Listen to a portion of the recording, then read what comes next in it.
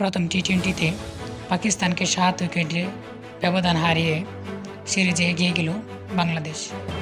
আন্তর্জাতিক টি-20তে পাকিস্তানের বিপক্ষে চতুর্থ জয় পেল বাংলাদেশ। মিরপুরে আজ প্রথম টি-20তে 27 বলে ও 7 উইকেট হাতে রেখে জিতে সিরিজে এগিয়ে গেল বাংলাদেশ। 16তম ওভারের দ্বিতীয় বলে সালমান মির্জাকে 4 মেরে বাংলাদেশকে জয়ের বন্দরে পৌঁছে দেন জাকির আলী অনেক। জাকির 10 বলে 15 রান ও আন্তর্জাতিক টি-20তে তৃতীয় অর্ধশত ইনিংস খেলে ওপেনার পারভেজ হোসেন ইমন 39 বলে 56 রান করে অপরাজিত ছিলেন।